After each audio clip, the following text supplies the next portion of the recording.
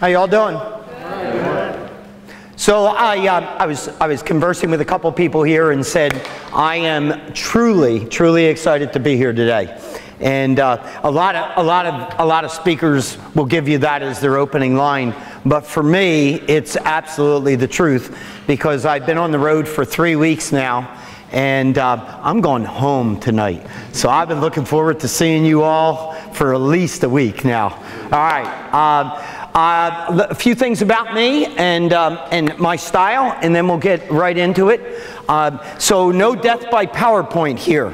So I don't do those. I don't believe in them. I'm an old guy, and you know, you hit that clicker and the next one pops up there, and quite frankly, I can remember all the kids on the street that I grew up on, but I can't remember the guy that I met yesterday. And so I'd have to, you'd be looking at him and I'd keep forgetting them and all that. So what I decided to do is just go with this blank sheet of paper here and a workbook. And if I forget something, you have no idea what I was going to say anyway, and so we're all good. Makes me way more relaxed. If you open up your workbook to page number 2, there's a little bio on me. It's got me jumping up and down on there, and so I want to give you a quick snapshot, and then we'll get right into it. So it's funny to hear Gary talk about the next presentation is going to be an accountant, because I actually have some of that inside me. So I started selling at the age of 7. I owned the market and charged twice the price of every kid that I competed with. And at 12, I built my first company. And at 13, I had 5 employees, and they did all the work, and I kept 70% of the money. And I said, hot damn, I know what I'm going to do when I grow up. I'm going to be an entrepreneur. At the age of 13, I interviewed 200 of you. I interviewed 200 adults in my 13th year on the planet.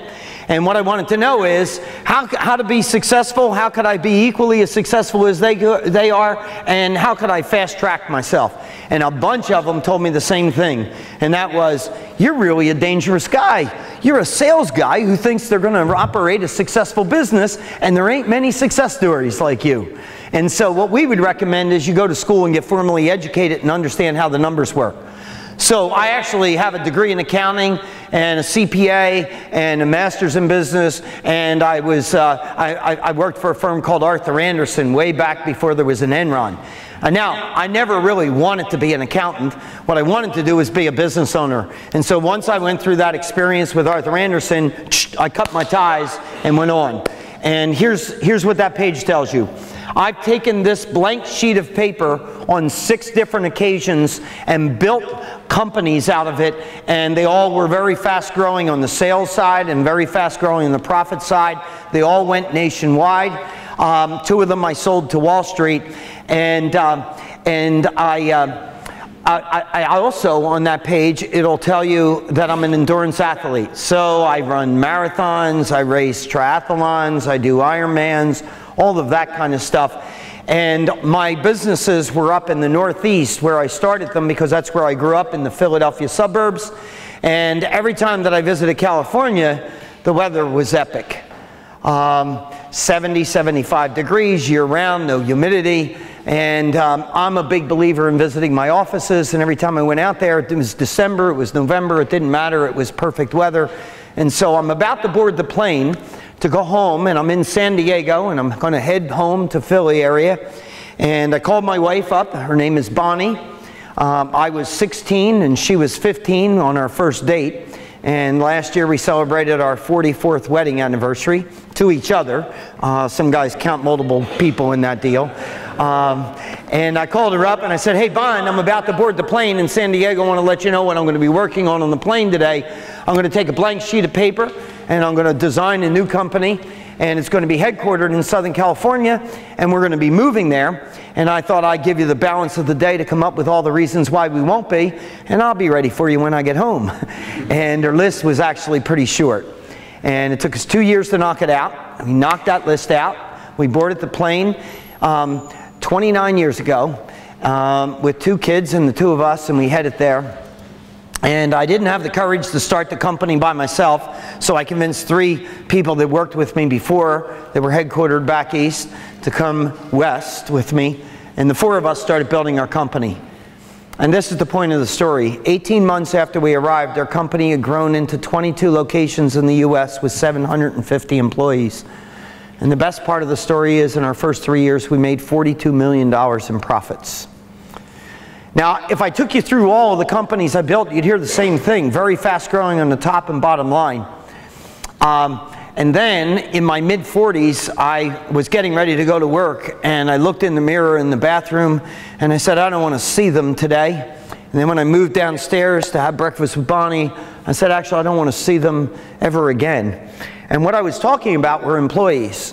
And what I realized that morning was an important lesson, and it's the first one that I'll give you this morning. And that is that I lost my passion. I wasn't passionate about what I was doing, and this is my belief. I'm 65 years old.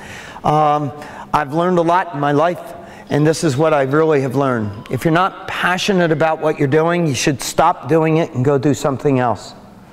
Here's what I found out about passion. When I'm in my place of passion, man, I'm a lot happier. But I also found out when I'm in my place of passion, the people around me are a lot happier. And then the other thing that I found out about when I'm in my place of passion is that money somehow tracks you down. And so if you're not happy doing what you're doing, I say stop and go find out what you're going to be happy with and do that. And then the rest will sort itself out. Bonnie and I are very dissimilar. There's not much that we are alike in. So I like her a lot, she likes me a lot. I guess that's something we have in common there. But that's about it. It breaks down real quick. My motto might be, never put off till tomorrow what you can get done today. Bonnie's, if I don't get it done today, that's why God created tomorrow.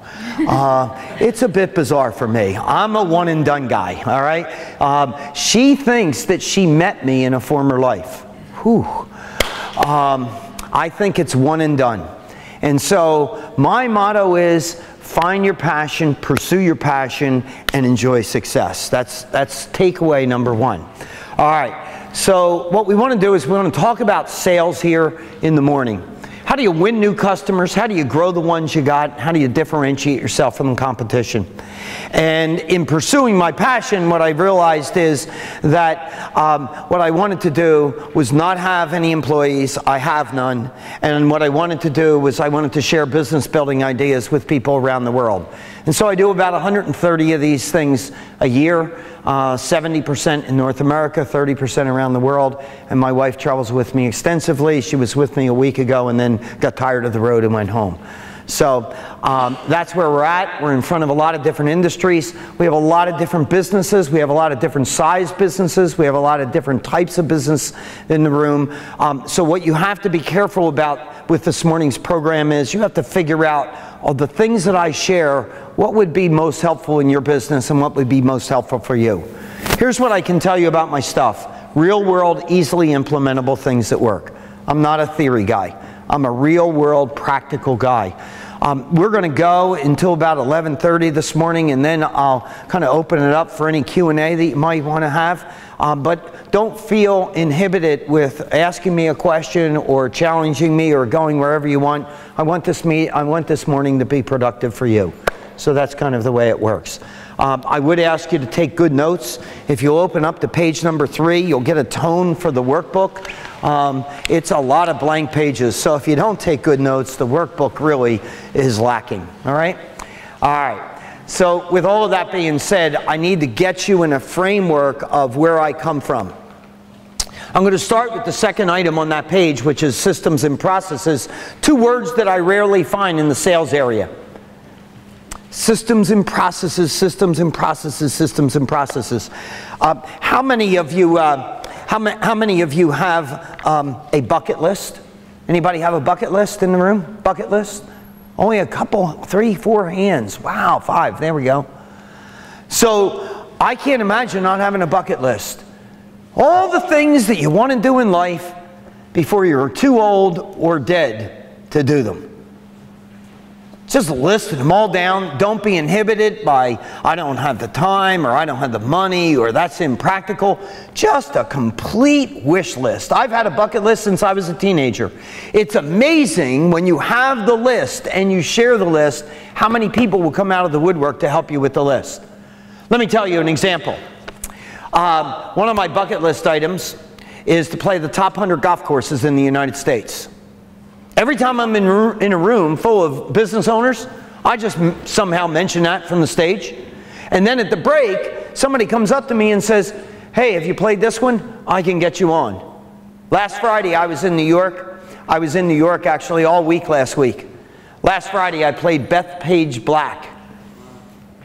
Because Matt Weiss was in an audience a couple weeks earlier and heard me say that, and he came up and said, hey, I can get you on Bethpage Black, and we don't have to stand in line at 2 o'clock in the morning waiting for a tea time. Would you be interested in that? And it was awesome. Absolutely awesome. But people can't help you with your list of all the things you want to do if you don't have a list and then you don't share it. So I knocked one of my bucket list items off earlier this year. I went to my very first Super Bowl ever. Anybody ever been to a Super Bowl? Super Bowl? What'd you think when you went? What did you think? What'd you think when you went to the game? What'd you think of it? Wow. Yeah, it's a wow thing. Let me tell you about my experience. So you don't have to like football to enjoy the Super Bowl. You don't have to even be rooting for either one of the teams, because I could have cared less about Seattle or Denver. The weather could be awful. It was. And the score can be lopsided, and it was. But my best friend in life that I've met when I was a teenager, I mean when I was in kindergarten, his name is Rick, lives in New Jersey. And so I said, hey Rick, how about if I treat you to the Super Bowl and we go together? And so we went to the Super Bowl together. And so let me show you what I saw. So there was on the sideline, there were their Broncos, and there were the Seahawks on that sideline. And walking up and down that sideline, I saw this guy on either side doing this. Who am I? Coach. Okay, what do I got here? Playbook. Okay, what's on the playbook? The plays for what? The strategies to win for that particular game. Okay, now the two teams, the Seahawks and the Broncos, they had to win their conference 2 weeks earlier, right? To get into the Super Bowl? All right, did they have a playbook for that game 2 weeks earlier? Successful playbook because they won the game. So the playbook they had in the conference 2 weeks earlier, they brought that playbook to the Super Bowl or not? No, why not? Well, I'm sorry? So they had to have a different playbook for a different opponent. So different strategies, different plays. Okay, in the 2 weeks between the conference and the Super Bowl, what did the teams do with the playbook? Studied it, practiced it. Perfect. So I'm viewed internationally as the guru of sales. I come into your world and this is what I say. Let me see your playbook. Let me see your playbook as a salesperson as to how you're going to compete with your competition. How you're going to win your game. What are those plays? What are those strategies? What are those systems? What are those processes? But what do I find? What do I find in most sales organizations? Each person making up their own thing. I kind of have my own style. What do you think? What do you think of a player that comes up to the coach in any sport at any level and says, the coach says, here's our playbook, study it and practice it, and that person says, well, I kind of have my own style. How do you think that dog's hunting on that team? How do you think that's working? Sports teams are run better than most businesses. Sports teams at the pro level, sports teams at the college level, sports teams at the high school level are run better than most businesses. They wouldn't think about putting their players on the field without a game plan, without a playbook, without practice. But so often what we do is we find that happening in business. My largest sales force that I ran was 2,600 salespeople. In that company, I was infamous for saying the following: there aren't 2,600 best ways to sell this stuff. Let's figure out the best way and sell it consistently throughout the organization. So big takeaway here under systems and processes is, where's your playbook? What is it that you're following? Now, I'm going to show you as such an easy, tactical, simple thing that is working all over the world. What's your name? Adam. Adam. It's my son's name. So, I was really lazy. We have two children, 42 and 35. Adam's our 35-year-old, and Bonnie and I are trying to figure out names. And I'm like, I don't know what to name the kid. And so we had a boy's name and a girl's name. I don't want to know the sex before the baby's born. And so I saw this book in a grocery store, and it was possible names of kids. So I grabbed the book and I opened up the first page, and Adam's there. I said, done. All right, let's pick Adam. And then I picked Dallas as his middle name. I figured that, you know, we were from Philly, and there's no way that if he didn't like Adam that he would go with Dallas, so he would stay with Adam. So it's very simple logic. So I call on Adam as a salesperson. I make a business call, and we do a business card exchange. Is that right? Okay, so I do a business card exchange. Now, the first thing that I would do if I met Adam here at this facility, the furthest I would go would be the car on the street or in the parking lot. That's the furthest I would go. With your weather, which Gary was telling me it was a good day weather-wise here. This is a hot and humid day for me, but that's a relative thing, I guess. So I would probably stay inside the air condition. The first thing that I would do is I would take Adam's business card, and I'd enter all of the information from the card into my database. That's item number one. Now, I just went old school on you. There's an app for that, right? Most of us are carrying smartphones these days. So I used to use an app called Card Munch. And the reason I used to use an app called Card Munch is because it used to push all the information into LinkedIn.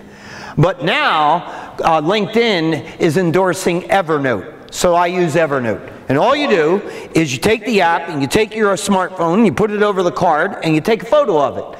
And it populates the entire card into your database and hooks the data right over into LinkedIn for you. What's the name of the app again? Evernote. Evernote. Evernote. N-O-T-E. Evernote. All right. So first thing I do is enter Adam's information into my database. Then I send him an email thanking him for his time and reconfirming what we agreed on is to happen next. 2 points I want to emphasize right now. Immediacy of the email is key. Remember what I said, the furthest I would go to is the car out in the parking lot, but probably in the lobby. What I'm trying to do is impress upon the prospect that, wow, this guy is really on top of his game compared to the person that I typically do business with. Because the rep that salespeople have is that we're not good proactive communicators. But if you wanted to differentiate yourself from your competitor, you jump on it right there. So before you've even left the building, bang, the process says, hit them up with that email. Now, the second thing that I do about the email is content. And there were two things that were content-wise in that email. One, I thanked him for his time, but then the second was the important one, and that is I reconfirmed what is to happen next. And the way I put that in my notes here was never ever have a sales call end without creating a next action step. Now, you can put that in a more positive way. Always create a next action step at the end of a sales call. Ideally, the next action step should say who is going to do what and by when. If you don't create a next action step, the next time you go in, you have to start all over again. But if you create a next action step, it's called gaining momentum to the finish line. So, here I am out in the lobby or out in the car, I'm sending out him that email. The next thing that I do is I grab my money bag. And I would tell you this, buy and use a money bag. You could buy this in any office supply store. And this bag I call a money bag because this bag has made me a ridiculous amount of money. A ridiculous amount of money, and it's such an easy system and process to follow. I'm going to share with you what goes in my money bag. I would write that down under systems and processes. Then I'll show you how I use it. First thing that I have in my money bag are my company issued thank you cards and envelopes. So company issued thank you cards and envelopes go in my money bag. Then next I have my photo personal cards and envelopes. My personalized photo cards and envelopes, I'm going to tell you more about those in a minute. They are way more powerful than my company generic thank you cards. Personalized photo cards. Next are my business cards. Next thing in my money bag is a blue felt tip pen. I'm not suggesting write blue felt tip pen, but I'm suggesting pick a style and a color and stay with it, and over time your customers will look at it as your brand.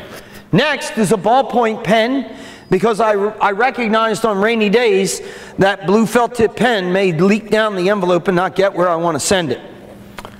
And the last thing that are in my money bag are my stamps. Now I've got a lot of different stamps that I use.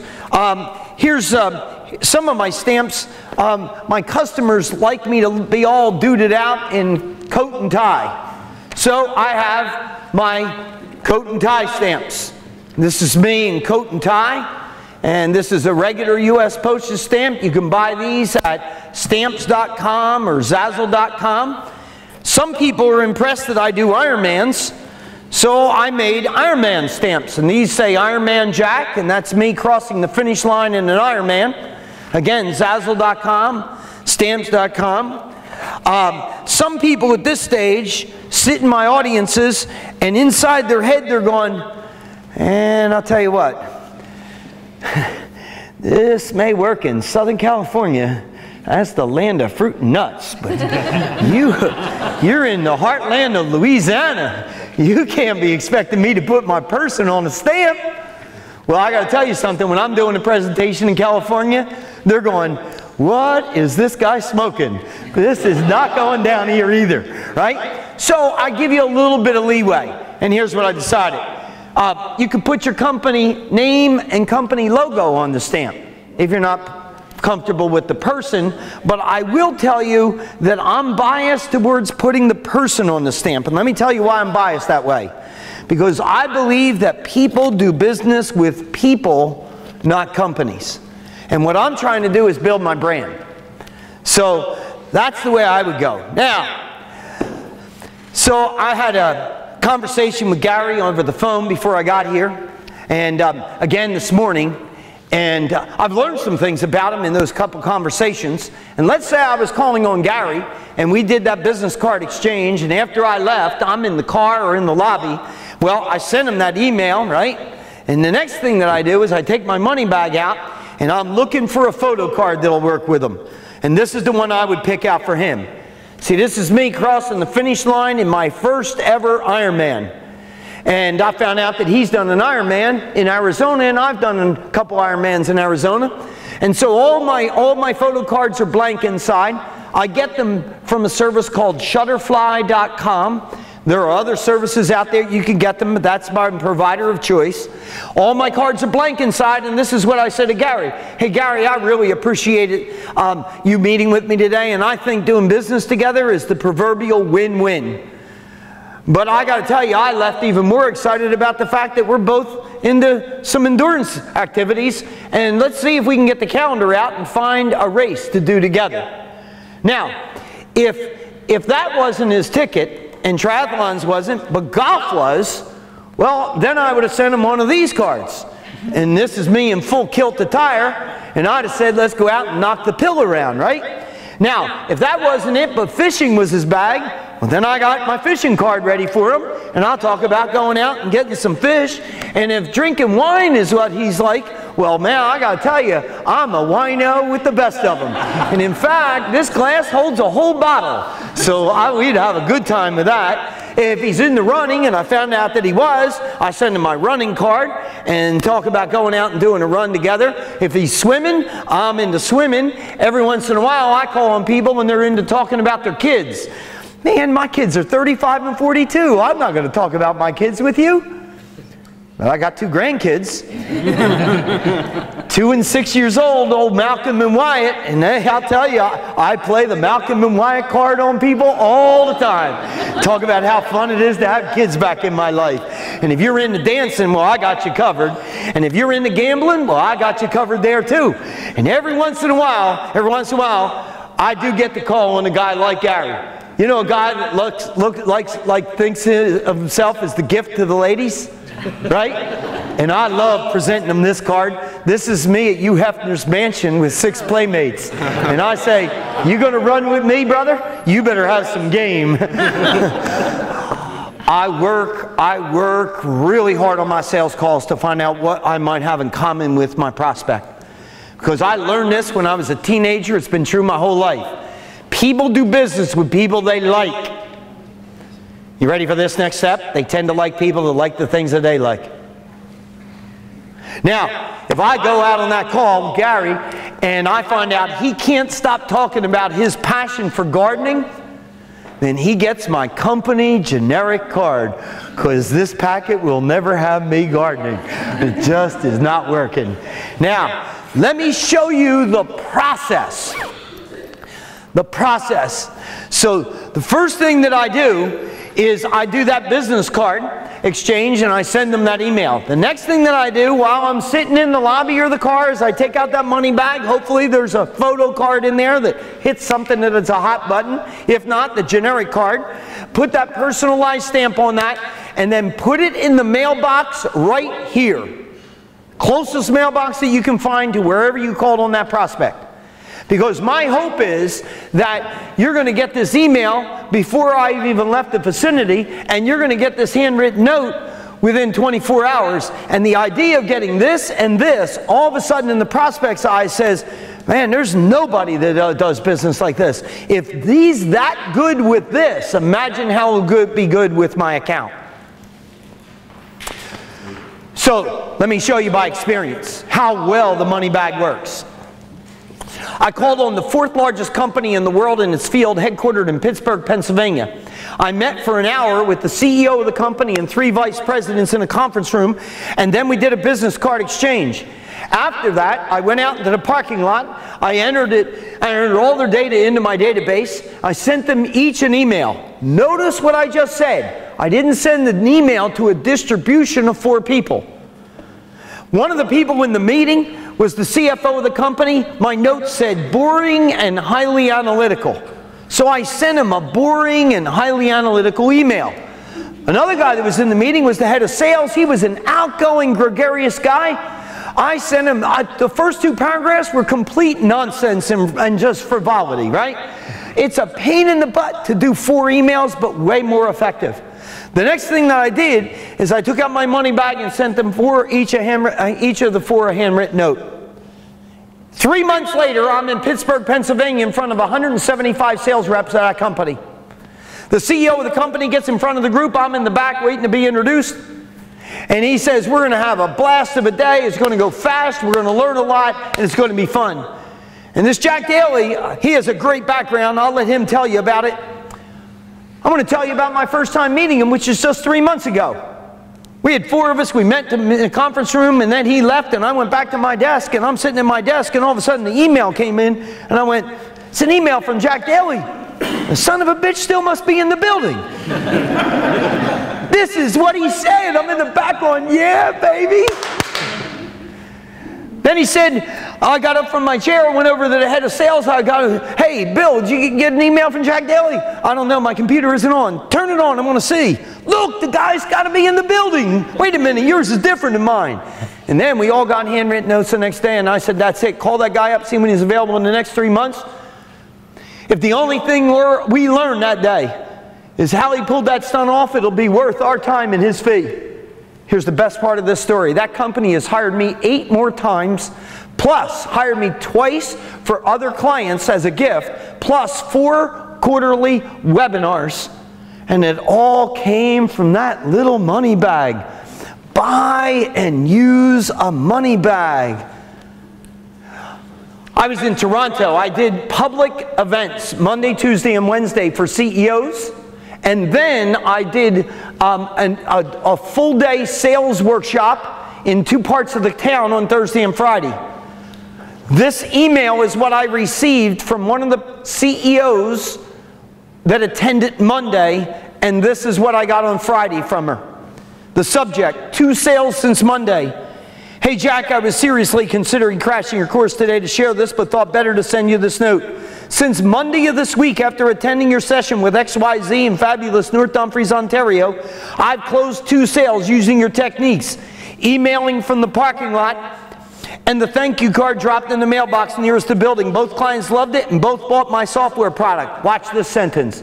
That has simply never happened before. The sales cycle with our software is typically 2 to 4 months. 2 sales since Monday. Buy and use a money bag. So I have owners of businesses that see me at events like this, and they hire me to come in and talk to their salespeople. One of those owners was Willie Walker, and he's the CEO and chairman of a company called Walker & Dunlop. And Willie asked me to address his 180 salespeople, and he was bringing them all into Idaho. And so he says, and make sure you talk about the money bag. So I did what I just did in front of you, and then I'm ready to move on to something else. And Willie pops up out of his chair where Adam's sitting and says, wait, wait, wait. And he's got a box underneath. That's his company. And he had customized money bags for everybody. And then he gave me one, and I opened it up, and check this out. The Walker & Dunlop Jack Daly systems and processes of how to use it. And then as the CEO of the company got up in front of